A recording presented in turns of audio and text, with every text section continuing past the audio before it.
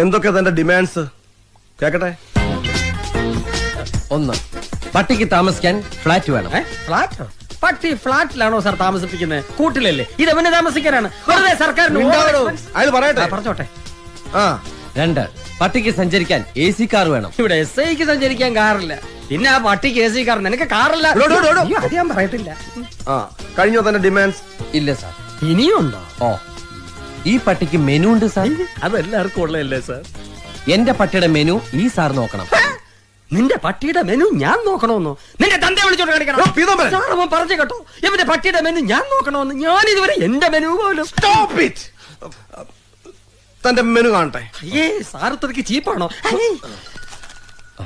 ഇതാ സാർ. മുട്ട, Horlicks, chicken, milk രാവിലെ. ഇതാണല്ലേ മെനു? അപ്പൊ ഞാൻ ഉദ്ദേശിച്ച സാധനമല്ല. ബട്ടർ, ബീഫ് ഒലത്തിയത്, ഒലത്താത്തത് 2 times with bread and omelette, chicken chips. കഴിഞ്ഞോ?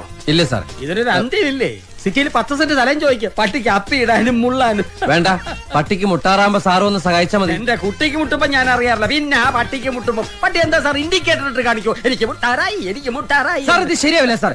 എന്നെ എന്റെ ഇവിടെ വരാത്ത പട്ടി ഇൻസൾട്ട് ചെയ്യാണ് സാർ. ഇനി ഒരു നിമിഷം പോലും ഞാൻ ഇവിടെ നിൽക്കില്ല സാർ. താ നിൽക്കില്ല സാർ, ഞാൻ പോവാണ് സാർ. പോട്ടെ സാർ.